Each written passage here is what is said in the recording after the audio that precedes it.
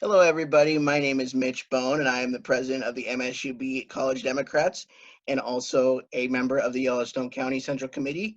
And today I have the honor of interviewing our current governor, Steve Bullock, and Senate candidate. How are you doing today, Steve? I'm doing great, Mitch. How are you doing? Doing great. So, why don't we start out this interview by just telling us a little bit about yourself and your background? So I was raised in Montana, and throughout my life, Montana has provided just incredible opportunities for me. Look, raised in a single parent household, only knew that there was a governor's house in town because I delivered newspapers to it as a kid. And now I have the privilege of actually raising our three kids in it with my wife. And you know, really for the past 12 years now, I've had the incredible opportunity and honor of, as a local kid, getting to serve Montanans. First as Attorney General, and for the last 7.5 years as governor. And I know that, I've been so pleased with how we've actually been able to bring people together to get things done, whether that's kicking dark money out of our elections or providing health care for almost 10% of our friends and neighbors. And we did it by bringing people together. I certainly know that as we've been able to get a lot done in Montana, that's not always the case in Washington, D.C. So excited about the prospect of representing Montanans in the U.S. Senate, because I think that D.C. could learn a lot from Montana and how we get things done.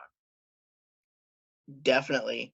So right now we're going through a huge pandemic with COVID-19, and I have to give you a big thank you. You've been very proactive with it and done a really good job. So how do you foresee Montanans going through this as we start to reopen? Yeah, and I've really been pleased that Montanans have taken it seriously. Like in Montana, I took aggressive actions. We had closed our schools before states like New York, New Jersey, or Washington had a stay in place, or stay at home order before over half of the states. As a result of then what Montanans have done to take this seriously, we have among the lowest rates and actually the lowest of hospitalizations and positive cases in the country. So, informed by public health experts, we have started gradual reopening of our state and our economy because I also know that folks are hurting. I think if we continue to do what we're doing, meaning all of us as Montanans taking this seriously, you know, doing things like washing our hands, social distancing where appropriate, wearing a mask in places, non-medical mask in places like grocery stores and things, which we've encouraged, then we'll continue to keep our hands around this. I mean, the last thing we want to do is take steps back. This virus isn't going away at anytime soon. So we all have to make sure that we can be a leader in containing the virus. Definitely. And as somebody that could get the virus very easily, I would like to say thank you for your leadership with it. It means a lot to have somebody at the top of our state that cares so much for everybody in the state. No, and we've been able to do it informed by the science and informed by the healthcare professionals and health experts. And that's the way that we have to continue to deal with this, Mitch. Definitely. So, if you are elected to the Senate, what are some things you're looking forward to do that would help Montanans? Yeah, we need Congress to start putting aside the politics and instead figure out how to actually be helping people.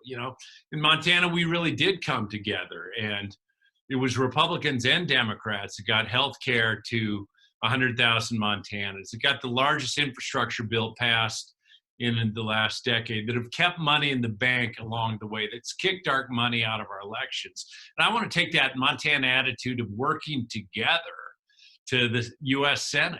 And look, I'm going to work with my colleagues across the aisle, and I'm going to work with folks that I regularly agree with to increase access to affordable health care, to make sure that we get this economy back running, creating good jobs. I think we need to make Washington work more like Montana, and that's what I'm committed to doing. That would be great, definitely.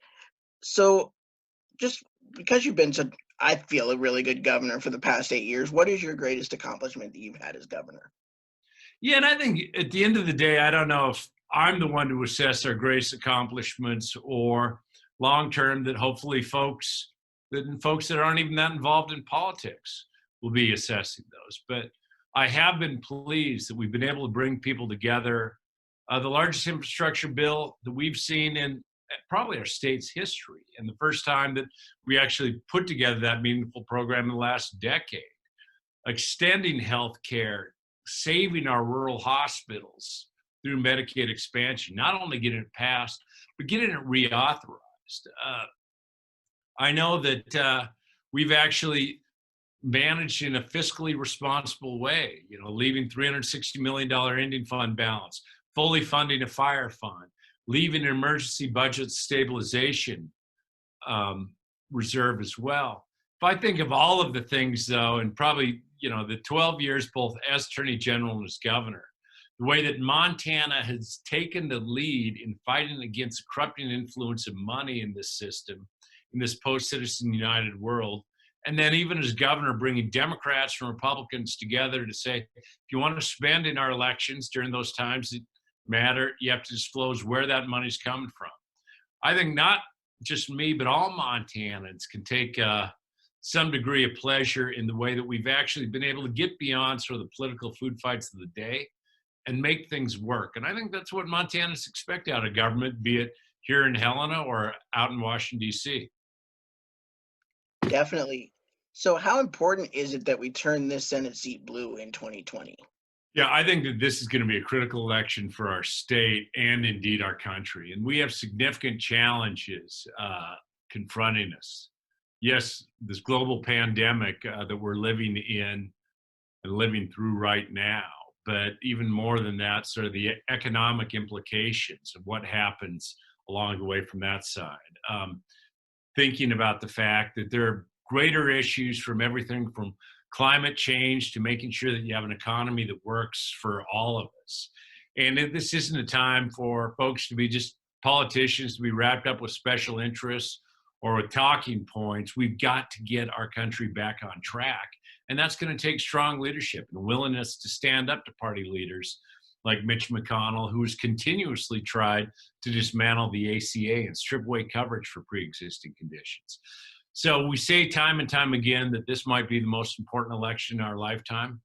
I think this one could be. And I think that we can actually make a difference in Montana and in Washington, D.C., and I'm excited about getting to do so. Now, I do have one more question about 2020.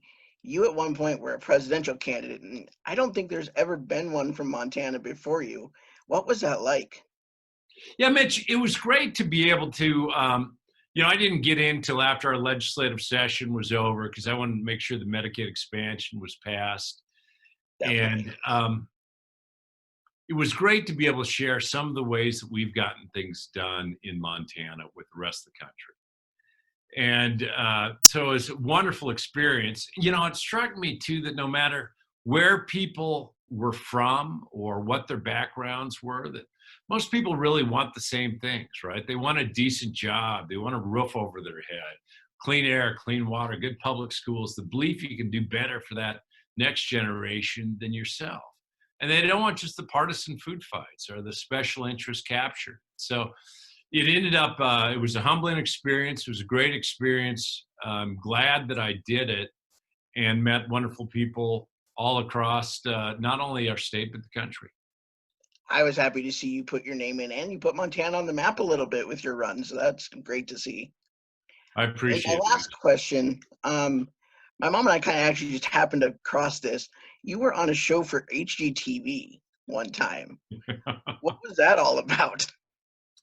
Well, it's funny, Mitch. So I've been married 20 years. Before I got married, I bought this old building near Last Chance Gulch in Helena. And this was a pre-statehood building that was, where the first furniture shop and actually where a mortuary, where they built the coffins. And I took this took this old building and we turned the third floor of it into our home. And it was a show that somehow they found me. This was even before I was in public office. originally it was called rezone, people that took old buildings and turned it into something else. So that's our real house. We haven't spent much time in it in the last 8 years, but it was a fun experience back then. Now, every now and then I see the clips, and my oldest daughter, who's graduating high school this year, I think was 3 years old at the time. So quite a few years ago, probably a few years less on this frame of mind too. So, but a neat experience, Mitch. That's awesome. So for anybody that wants to get involved in your campaign, how can they do that? Yeah, I'd encourage you to go to stevebullock.com, which is our website, and or reach out to our campaign office. Look, most of my time could be understand has been doing the job of governor more than looking toward the future. But we starting to get staff on the ground. We expect to have a robust effort all the way across the state. I mean, elections are always about people talking to people, and I'm counting on you folks to be doing the work along the way. So Great. Well, thank you so much for your time, Governor Bullock, and have a great rest of your day. we'll do so. Thank you, Mitch.